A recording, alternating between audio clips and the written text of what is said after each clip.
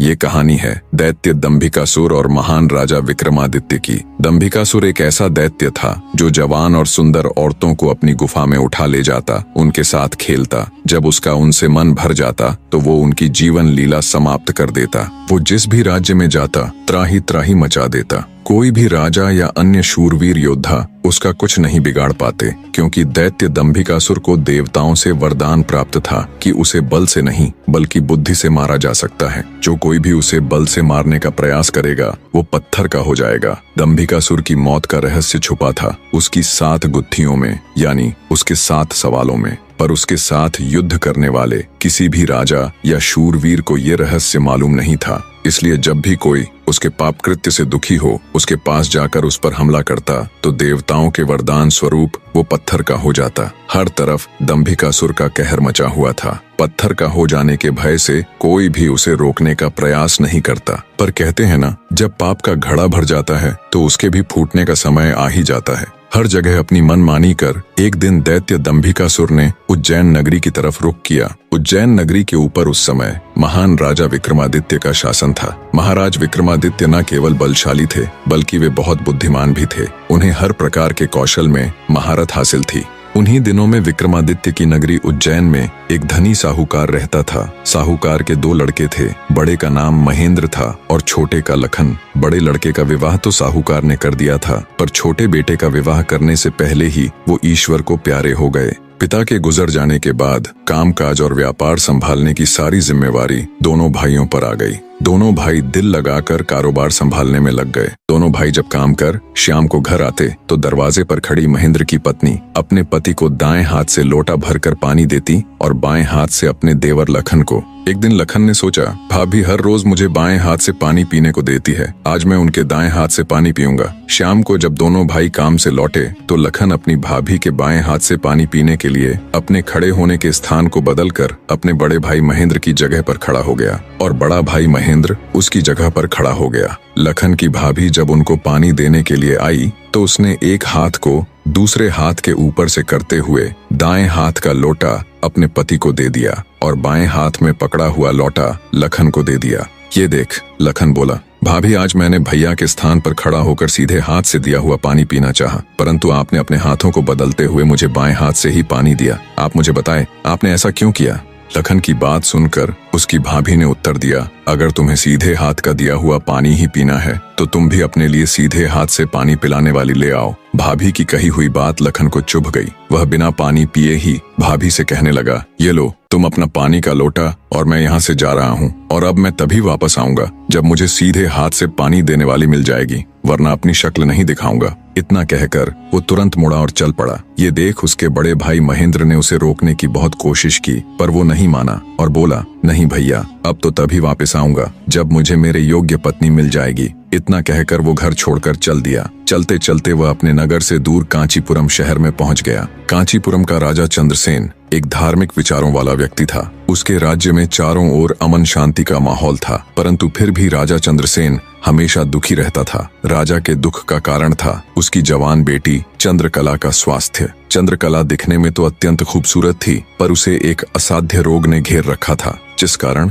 राजकुमारी हमेशा अचेत अवस्था में रहती थी। राजा ने बहुत सारे हकीम और वैद्य राजकुमारी को ठीक करने के लिए लगा रखे थे, लेकिन उनमें से कोई भी राजकुमारी को ठीक नहीं कर पा रहा था। ठीक कर पाना तो दूर, वे राजकुमारी चंद्रा की बीमारी तक नहीं ढूंढ पा रहे थे। राजा को हमेशा यही दुख सताए जाता कि उसकी बेटी का क्या होगा। जब सभी प्रकार के वैद्यों, हकीमों और पूजा पाठ तंत्र मंत्र से भी राजकुमारी चंद्रकला को कोई फायदा नहीं हुआ तो राजा ने अपने राज्य में यह घोषणा करवा दी कि जो व्यक्ति मेरी बेटी को ठीक करेगा, मैं उसके साथ ही अपनी बेटी चंद्रकला का विवाह कर दूंगा और उसे अपना आधा राज्य भी दूंगा। लखन जब राज्य की राजधानी में पहुंचा तो उसने देखा कि वहां हर तरफ राजकुमारी की चर्चा हो रही थी।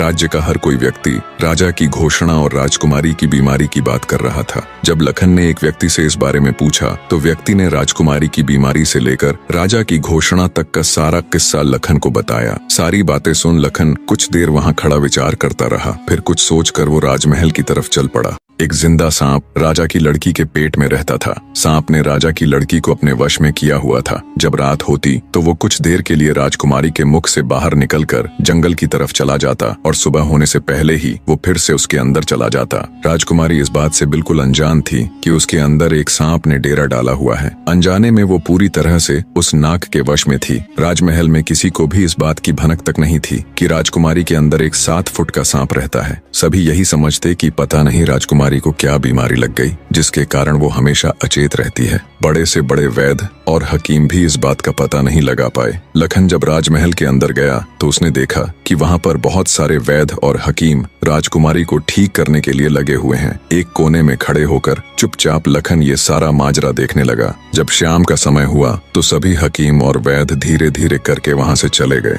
तब लखन राजा के मंत्री के पास गया और बोला, मंत्री महोदय, सभी अपना प्रयास कर चुके हैं, अब एक मौका मुझे भी दिया जाए। लखन की बात सुन मंत्री उसे अपने साथ ले राजा के पास जाता है और लखन का प्रस्ताव राजा के सामने रखता है। बेचारा हर तरफ से निराश हो चुका राजा एक बार अनमने ढंग से लखन की तरफ देखता है, फिर दुखी मन से कहता है, बताओ तुम मेरी बेटी का इलाज किस प्रकार करोगे। लखन राजा को प्रणाम कर बोला, महाराज, मुझे एक रात अपनी बेटी के साथ ठहरने की इजाजत दीजिए, तभी मैं किसी नतीजे पर पहुंच सकूंगा। एक बात और महाराज, मैं बिल्कुल एकांत में राजकुमारी के साथ रहना चाहता हूँ, तभी मैं अच्छे से ध्यान लगाकर राजकुमारी जी की बीमारी का पता लगा पाऊंगा। लखन की आत्मविश्वास भरी बातों से राजा के मन में हल्की सी उम्मीद जागी। उसने लखन को रात में राजकुमारी के साथ एकांत में रुकने की इजाजत दे दी। राजा की इजाजत मिलते ही लखन राजकुमारी के कक्ष में गया और उससे कुछ दूर एकदम चुपचाप बैठकर उसे देखने लगा। जैसे ही रात के 12 बजे का समय हुआ तो अचेत अवस्था में पड़ी हुई राजकुमारी के मुंह से सांप बाहर निकला और महल के परिसर से होता हुआ जंगल की ओर चला गया। ये सब देख लखन दंग रह गया। वो बिना कुछ हरकत किए चुपचाप वहीं बैठा रहा। जब रात का आखिरी पहर खत्म होने को आया तब वो सांप वापस लौटा और राजकुमारी चंद्रकला के मुख से होता हुआ पूरा उसके अंदर समा गया। दम साधे लखन ये सारा माजरा देखता रहा। सारा माजरा देख उसे समझते देर न लगी कि राजकुमारी की सारी बीमारी की जड़ ये सांप ही है। सुबह हुई तो राजा चंद्रसेन डर और बेसब्री के मिश्रित भावों के साथ लंबे लंबे कदम रखता हुआ अपने मंत्री के साथ राजकुमारी के कमरे में आया और बेसब्री से उसने लखन से पूछा, बताओ लड़के, तुम किस नतीजे पर पहुंचे? क्या मेरी बेटी ठीक हो जाएगी? लखन बोला, महाराज, मुझे राजकुमारी की बीमारी का पता चल गया है और ईश्वर ने चाहा तो वो जरूर ठीक हो जाएगी। आप मुझे एक रात का समय और दीजिए और मेरे लिए एक तलवार, एक मिट्टी से भरी हुई बड़ी सी बाल्टी का इंतजाम कर दीजिए। लखन की बात सुन राजा को बहुत सुकून मिला। उसने मंत्री को लखन के द्वारा मांगा गया सारा सामान उसे देने का निर्देश दिया। अब सभी को इंतजार था तो बस रात का। राजकुमारी को सांप के चंगुल से मुक्त कराने के लिए लखन रात्रि के आने का बेसब्री से इंतजार कर रहा था। पूरी तैयारी के साथ हाथ में धार धार तलवार लिए लखन राजकुमारी की ओर निगाहें गढ़ाकर उससे कुछ दूरी पर बैठ गया। जैसे ही राजमहल के घड़े ने रात्रि के 12 बजे का घंटा बजाया, वैसे ही फुंफकारता हुआ सांप राजकुमारी के मुख से निकला तो उसके इंतजार में बैठे लखन ने अपनी धार धार तलवार से उस पर तेजी से ऐसा वार किया कि तुरंत सांप 2 टुकड़ों में जमीन पर बिखर गया। लखन ने सांप के दोनों टुकड़ों को उठाकर रेत से भरी बाल्टी के अंदर दबा दिया और सुबह होने से पहले ही बाल्टी समेत मृत सर्प को जंगल में ले जाकर उसे आग के हवाले कर दिया और वापस राजमहल लौट आया। तब तक सुबह होने का समय भी करीब हो चला था। राजमहल जब लखन ने राजकुमारी चंद्रकला को जगाया तो हमेशा अचेत अवस्था में रहने वाली राजकन्या तुरंत उठकर बैठ गई, क्योंकि अब उसके अंदर से वो सर्प निकल चुका था तो उसका प्रभाव भी खत्म हो चुका था। राजकुमारी उठते ही हैरान थी। उसे ऐसा लग रहा था जैसे पता नहीं वो कितने सालों से नींद में थी। जब लखन ने राजकुमारी से उसके स्वास्थ्य के बारे में पूछा तो अचंभित राजकुमारी ने अपने आप को बिल्कुल ठीक बताया। तब तक सुबह भी हो चुकी थी। उधर राजा भी पूरी रात सोया नहीं था। उसे बस इंतजार था तो सुबह का। जैसे ही सुबह हुई राजा बेसब्री से भागा भागा राजकुमारी के कक्ष में आया। जब उसने बिल्कुल सही सलामत अपनी बेटी को बैठे और बात करते पाया तो उसकी खुशी का ठिकाना ना रहा। आंखों में अश्रु लिए राजा ने तुरंत अपनी लाडली बेटी को गले लगा लिया। भरे हृदय से राजा ने हाथ जोड़कर लखन का शुक्रिया अदा किया और अपनी शर्त के अनुसार राजकुमारी चंद्रकला का विवाह लखन के साथ कर दिया। जब राजा ने लखन को अपना आधा राज्यपाट देना चाहा तो लखन ने राज्य लेने से साफ मना कर दिया। ऐसा स्वाभिमानी दामाद पाकर राजा चंद्रसेन खुशी से फूला नहीं समाया। उसने खुशी खुशी बहुत सारा धन देकर अपनी बेटी चंद्रकला को लखन के साथ विदा कर दिया। जब राजकुमारी चंद्रकला को ले लखन अपने राज्य उज्जैन नगरी पहुंचा तो उसकी भाभी समेत पूरे परिवार ने उन दोनों का हार्दिक स्वागत किया। लखन खुशी खुशी अपनी नवविवाहिता पत्नी राजकुमारी चंद्रकला के साथ रहने लगा। कुछ ही दिन बाद उज्जैन नगर में एक भव्य समारोह था जिसमें राजकुमारी चंद्रकला भी अपनी भाभी के साथ समारोह देखने गई हुई थी। तभी मेले में दूसरी तरफ से दैत्य दंभिकासुर ने प्रस्थान किया। इतने बड़े दानव को देख समारोह में हड़कंप मच गया। हर कोई अपनी जान बचाने के लिए इधर उधर भाग रहा था। दैत्य को देख राजकुमारी चंद्रकला भी अपनी भाभी के साथ जब समारोह से भागकर जाने लगी, तभी दंभिकासुर की नजर राजकुमारी चंद्रकला पर पड़ गई। राजकुमारी के रूप यौवन को देखते ही दानवराज दंभिकासुर उस पर मोहित हो गया। दैत्य अपने पूरे जीवन काल में बहुत सी स्त्रियों के साथ खेला था, पर आज तक उसने इतनी सुंदर स्त्री कभी नहीं देखी थी। पलक झपकते ही उसने चंद्रकला को उठा लिया और उसे राज्य के बाहर अपनी गुफा में ले गया। राजकुमारी चंद्रकला का रो रो कर बुरा हाल था। उस बेचारी की तो किस्मत ही खोटी थी। कितने सालों तक वो उस नाग के चंगुल में फंसी रही। कुछ ही दिन पहले नाग से आजाद हुई थी। सोचा अब जिंदगी अच्छे से गुजरेगी, पर अब दैत्य दंभिकासुर ने उसे अपनी गुफा में ला पटका। न तो उसके आंसू रुकने का नाम ले रहे थे और न वो किस्मत को कोसने से। उसकी मनमोहक सुंदरता से अभिभूत दैत्य ने उसके साथ किसी प्रकार का बल प्रयोग नहीं किया। वह उस अद्भुत नारी को जबरदस्ती नहीं बल्कि उसकी सहमति से प्राप्त करना चाहता था। दंभिकासुर ने राजकुमारी से कहा, या तो तू अपनी मर्जी से मेरे साथ रहने के लिए सहमत हो जा, अन्यथा आजीवन तू ऐसे ही मेरी कैद में सड़ती रहेगी। दैत्य की बात सुन राजकुमारी चंद्रकला गुस्से से रोती हुई बोली, मैं तुम्हारे साथ रहने से पहले मरना पसंद करूंगी, और अगर तुम ये सोचते हो कि तुम मुझे यहाँ उठा लाए तो मैं तुम्हारी हो गई, तो ये तुम्हारी सबसे बड़ी भूल है। मेरा पति मुझे ढूंढते हुए यहाँ जरूर आएगा और वो तुझे छोड़ेगा नहीं। राजकुमारी की बात सुन दंभिकासुर घिनौनी हंसी हंसते हुए बोला, लगता है तुम पागल हो गई हो। मैंने तुम्हें यहाँ 7 तालों के भीतर बंद किया है। यहाँ तक किसी का भी पहुँचना असंभव है, और अगर गलती से कोई यहाँ तुझे ढूंढता हुआ आ भी गया तो मैं उसे एक कीड़े की तरह मसल दूंगा। ये तो तेरी सूरत मुझे भा गई, वरना अब तक तू भी कब की ऊपर जा चुकी होती। तेरी भलाई इसी में है कि तू स्वेच्छा से मेरी बात मान जा, वरना अंजाम बहुत बुरा होगा। इतनी बात कह दंभिकासुर वहां से चला गया। उधर जब मेले से दंभिकासुर राजकुमारी को उठाकर ले गया था तो लखन की भाभी बेचारी बेबस और लाचार सी बस उसे देखती रह गई। बहते अश्रुओं के साथ वो घर जाती है और सारा किस्सा लखन को कह सुनाती है। भाभी की बात सुन लखन के पैरों नीचे से जमीन सरक जाती है। वो तुरंत भारी कदमों से अपनी पत्नी चंद्रकला को खोजने निकल पड़ता है। कई दिनों तक जंगलों और शहरों की खाक छानता भूखा प्यासा लखन अपनी पत्नी को ढूंढता ढूंढता भटक रहा था। तभी उसे एक कुटिया दिखाई देती है। थका हारा लखन जब कुटिया के अंदर जाता है तो उसे अंदर एक साधु बाबा दिखाई देते हैं। लखन उनको प्रणाम कर वहीं बैठ जाता है। लखन की हालत देख महात्मा जी ने पहले उसे अच्छे से जलपान कराया और फिर बोले, बेटा तुम कौन हो और यहाँ जंगलों में क्यों भटक रहे हो। तब लखन महात्मा जी को अपनी सारी व्यथा कह सुनाता है। लखन की सारी दास्तान सुन महात्मा जी बोले, बेटा तुम जिस राक्षस की बात कर रहे हो उसका नाम दैत्य दंभिकासुर है। वो जहाँ भी जाता है तबाही मचा देता है। आज तक उसे कोई भी परास्त नहीं कर पाया। जिसने भी उससे मुकाबला करने की कोशिश की वो पत्थर का बन गया। इसलिए मेरी सलाह मानो और वापस अपने घर लौट जाओ, इसी में तुम्हारी भलाई है। उसके पीछे जाकर क्यों अपने प्राण गंवाते हो। साधु की बात सुन क्षण भर के लिए लखन सन्न रह जाता है। थोड़ी देर बाद धड़कते दिल के साथ उठकर वो महात्मा जी के चरण पकड़ लेता है।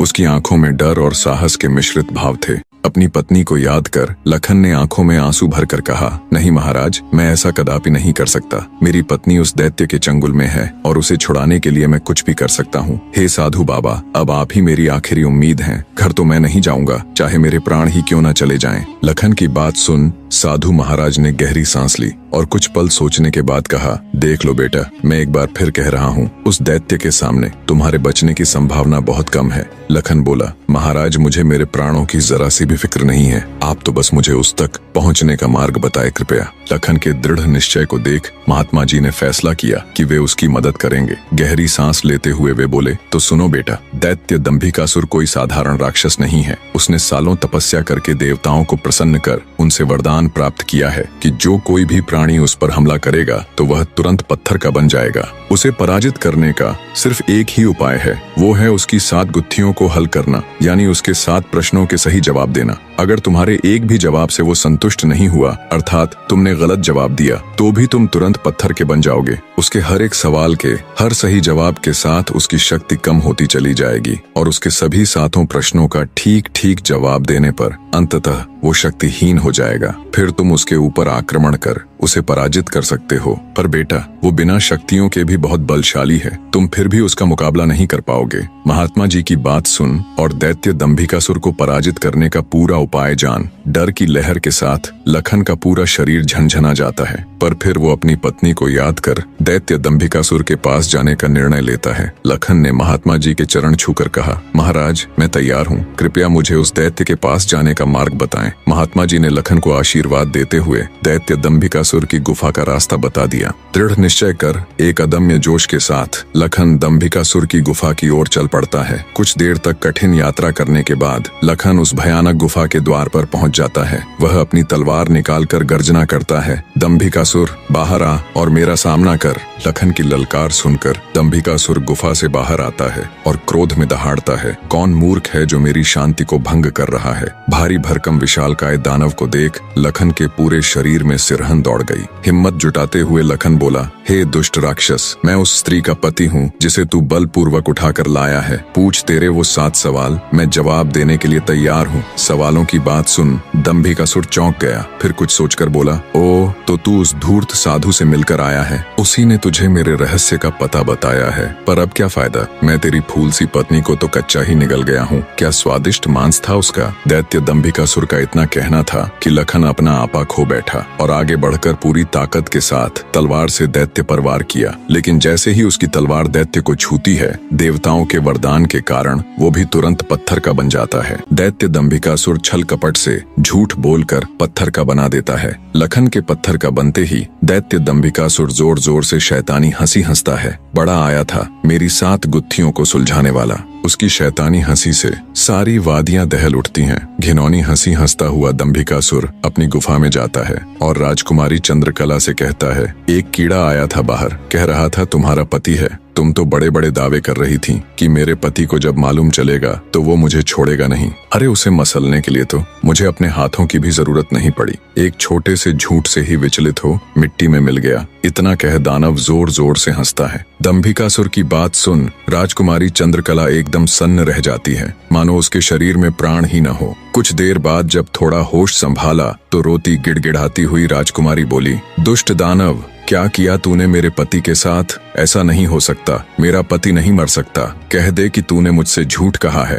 राजकुमारी चंद्रकला की बात सुन दंभिकासुर बोला, मूर्ख स्त्री, तूने मुझे समझ क्या रखा है कि तेरा वो कीड़ा पति मुझे मारेगा। अरे पागल औरत, मैं अमर हूँ, मेरा कोई कुछ नहीं बिगाड़ सकता, मुझे देवताओं से वरदान मिला है। इतना कह दंभिकासुर राजकुमारी के बिल्कुल पास जाकर बोला, अब तो तेरा पति भी नहीं रहा, अब तो मेरी बात मान ले। दानव की बात का कोई प्रतिवचन दिए बिना बेचारी राजकुमारी बेजान सी धरती पर गिर पड़ती है। उसकी आंखों से लगातार अश्रु बह रहे थे। उधर जब अपनी पत्नी को खोजने गया लखन कई दिनों तक घर नहीं लौटा तो उसके परिवार वाले अत्यंत चिंतित थे। लखन की माँ और उसकी भाभी का तो रो रो कर बुरा हाल था। लखन का बड़ा भाई महेंद्र भी गहरी चिंता में था। अंततः कुछ भी न सूझने पर महेंद्र अपने अनुज भाई लखन को खुद ढूंढने का निश्चय कर अपनी माता व पत्नी से आज्ञा ले घर से चल पड़ता है। बड़ा भाई महेंद्र लखन की खोज में जंगल में भटकते हुए उसी साधु की कुटिया पर जा पहुंचा। उसने महात्मा जी को प्रणाम किया और थोड़ी देर सुस्ताने के लिए वहीं साधु की कुटिया के बाहर बैठ गया। महेंद्र को देख महात्मा जी ने उससे पूछा, हे वत्स, तुम इस निर्जन जंगल में क्यों भटक रहे हो। तो महेंद्र ने शुरू से अंत तक सारा वृत्तांत महात्मा जी को सुनाया। सारा वृत्तांत सुन महात्मा जी के चेहरे पर चिंता की लकीरें उभर आईं। उन्हें इस प्रकार विचार मग्न देख महेंद्र ने पूछा, हे महाराज, मेरी बात सुनकर आप किन विचारों में खो गए और आपके चेहरे पर ये चिंता की लकीरें मैं साफ देख सकता हूँ। इसका क्या कारण है गुरुजी। महात्मा जी ने गंभीर स्वर में कहा, हे वत्स, मैं तेरे भाई लखन को जानता हूँ। वह भी मेरे पास आया था और उसने मुझे सारा वृत्तांत सुनाया था कि कैसे वह राक्षस उसकी पत्नी को उठा ले गया। महात्मा जी की बात सुनकर महेंद्र महेंद्र एकदम स्तब्ध रह गया। उसकी आंखों में आश्चर्य और चिंता के भाव उभर आए। महेंद्र बोला, तो कहाँ है मेरा अनुज महाराज? वो ठीक तो है, वो घर क्यों नहीं लौट रहा? हे महाराज, कृपया जल्दी से मुझे बताएं, मुझसे सब्र नहीं हो रहा। जब महेंद्र अपने छोटे भाई लखन के बारे में साधु महाराज से पूछता है तो साधु जी लखन के उनके पास आने से लेकर दैत्य दंभिकासुर के पास जाने तक का सारा वृतांत कह सुनाते हैं। सारी बात सुन महेंद्र महात्मा जी के चरण पकड़ लेता है और कहता है, हे साधु महाराज, आप तो सर्वज्ञानी हैं। जब आपको दैत्य दंभिकासुर के रहस्य के बारे में पता था तो अवश्य आप ये भी जानते होंगे कि लखन का यहाँ से जाने के बाद क्या हुआ। हे महाराज, कृपया मुझे बताए कि आगे क्या हुआ। तब साधु बाबा गंभीर स्वर में बोले, हे वत्स, आगे वही हुआ जिसका मुझे पहले से ही भय था। मैंने लखन को जाने से पहले बार बार समझाया था और उसे अच्छी तरह से उस दुष्ट दानव की शक्तियों से अवगत भी करवाया था, पर उसने मेरी बात नहीं मानी और अपनी पत्नी को बचाने के लिए उस दैत्य से भिड़ गया। फलस्वरूप उस धूर्त दानव ने छल कपट से उसे भी पत्थर का बना दिया। इतना सुनते ही महेंद्र को कांटो तो खून नहीं, उसका चेहरा एकदम से पीला पड़ गया और हल्क सूख गया। कुछ दिन पहले ही तो उनके पिताजी उन्हें छोड़कर चले गए थे और अब उसे जान से भी प्यारा छोटा भाई लखन भी पत्थर का बन गया। उसकी हालत देख महात्मा जी उसे सांत्वना देते हुए बोले, बेटा अब क्या हो सकता है, होनी को कौन टाल सकता है। महेंद्र तो जैसे शून्य में था, मानो उसके शरीर में प्राण ही ना हो। कुछ देर तक वहाँ घोर सन्नाटा छाया रहा।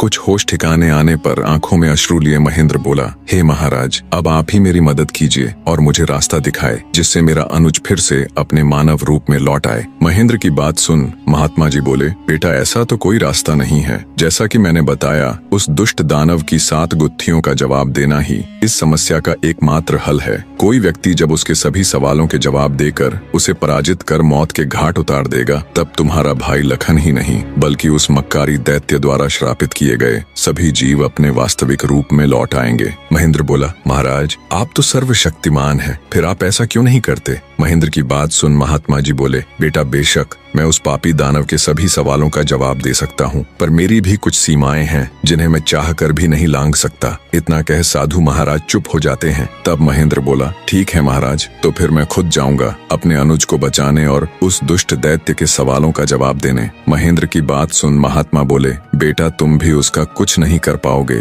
फलत अपने भाई की तरह उसके जाल में फंसकर पत्थर के बन जाओगे। फिर भी अगर तुम जाने का निश्चय कर ही चुके हो तो एक बात का ध्यान रखना, वो दुष्ट तुम्हें भटकाने की कोशिश करेगा। उसकी बातों पर कोई भी प्रतिक्रिया दिए बिना सीधे उससे बस उसके सवाल पूछना। साधु महाराज के निर्देश सुन महेंद्र जी महाराज कह साधु से विदाई लेकर दैत्य दंभिकासुर की गुफा की ओर चल देता है। कठिन यात्रा करने के पश्चात महेंद्र उस भयानक गुफा के द्वार पर पहुंच जाता है और दैत्य दंभिकासुर को पुकारता है, हे दुष्ट दानव, बाहर आ, मैं आज तेरे सभी सवालों के जवाब दे तेरा काम तमाम कर दूंगा। महेंद्र की बातें जब दंभिकासुर सुनता है, गुस्से से लाल पीला हो दंभिकासुर गुफा से बाहर आकर दहाड़ने लगा। अब कौन मूर्ख मेरे हाथों से मरने आया है। उसकी दहाड़ इतनी शक्तिशाली थी कि पूरा जंगल थर्रा उठा। महेंद्र ने भी जब दैत्य के विकराल रूप को देखा तो क्षण भर के लिए तो वो भी ठिठका, पर फिर गुस्से से गर्जना करते हुए बोला, तो तू है वो दुष्ट राक्षस जिसने मेरे भ्राता की धर्मपत्नी का हरण किया और मेरे अनुज को पत्थर का बना दिया। दुष्ट दानव, आज तेरा अंत निश्चित है। पूछ फरेबी राक्षस, कौन से हैं तेरे वो 7 सवाल, मैं भी तो जानूं। दंभिकासुर घिनौनी हंसी हंसते हुए बोला, ओह, तो तू उस निकम्मे कीड़े का भाई है जो मेरे शाप की भेंट चढ़ गया। लगता है तेरा भी जीने से मन भर गया, जो तू सब जानते हुए भी यहाँ आया। महेंद्र क्रोध से दांत पीसते हुए बोला, घिनौने राक्षस, बातों में वक्त जाया मत कर। मैं तेरी बातों में आने वाला नहीं हूँ। जल्दी से पूछ तेरे वो सवाल, नहीं तो मैं तुझे इसी क्षण यमलोक पहुंचा दूंगा। ये सुन दंभिकासुर घिनौनी हंसी हंसकर नृत्य करते हुए बोला, सुन मूर्ख, मैंने तेरे भाई की पत्नी के साथ खूब विहार किया और जब मेरी इच्छा पूर्ण हुई तो उसके मांसल शरीर को कच्चा ही भक्षण कर लिया। क्या स्वादिष्ट मांस था उसका। अब तेरी बारी है, पर तुझे तो मैं पत्थर भी नहीं बनाऊंगा, सीधे तेरे टुकड़े टुकड़े कर डालूंगा। दैत्य दंभिकासुर के बोले गए ये बोल महेंद्र की छाती में किसी भाले की तरह लगे। अपने भ्राता की पत्नी के बारे में कहे गए शब्दों से उसके तन बदन में आग लग गई। सब कुछ अच्छे से जानते हुए भी महेंद्र अपने ऊपर काबू नहीं रख सका और दैत्य दंभिकासुर को मारने के लिए तेजी से उसकी तरफ लपका। जैसे ही उसने दैत्य के ऊपर अपनी पूरी ताकत लगा तलवार से वार किया, वैसे ही अपने भाई की तरह पल भर में वो भी पत्थर का बन गया। उसके पत्थर का बनते ही दंभिकासुर हंसते हुए बोला, तुम दोनों भाइयों की किस्मत में यही था कि तुम दोनों युगों युगों तक मेरी गुफा के प्रहरी बनकर रह जाओगे। इतना बुदबुदाकर दंभिकासुर अपनी गुफा में जाता है और राजकुमारी चंद्रकला को भी ये सब बता देता है और कहता है, तेरे दोनों रक्षक तो मेरे सामने ढेर हो गए, अब तू किसकी आस लगाए बैठी है, मूर्ख स्त्री। राजकुमारी चंद्रकला के रो रोकर आंसू सूख चुके थे, अब बचा था तो केवल क्रोध और ज्वाला। जलती हुई आंखों के साथ गुस्से में दहाड़ती हुई राजकुमारी बोली, दुष्ट राक्षस, तू क्यों इतना खुश हो रहा है? मुझे तेरा अंत साफ नजर आ रहा है, देख मेरी आंखों में। राजकुमारी चंद्रकला के तेवर देख और उसकी बात सुन दंभिकासुर विचलित सा हो जाता है और बिना कुछ कहे ही वहां से चला जाता है। उधर लखन महेंद्र के घर में तो लखन के न आने से पहले ही मातम पसरा हुआ था। ऊपर से अब महेंद्र भी वापस नहीं लौटा तो उसकी पत्नी और माँ का बुरा हाल था। अंततः महेंद्र की पत्नी अपनी सासू माँ से कहती है, माँ जी, आखिर कब तक हम ऐसे ही रोते बिलखते उनका इंतजार करते रहेंगे? बहू की बात सुन, बुढ़िया माँ बोल पड़ी, तो और बेटी हम कर भी क्या सकते हैं इसके सिवाय? महेंद्र की पत्नी बोली, हम अपने राजा के पास जाकर उनको ये सब बताएंगे, वो अवश्य हमारी मदद करेंगे। बहू की बात बूढ़ी माँ को उचित लगी। दोनों तुरंत राजा विक्रमादित्य के पास चल पड़ती हैं। कहानी का अगला अध्याय भी बहुत जल्दी आने वाला है, बने रहे।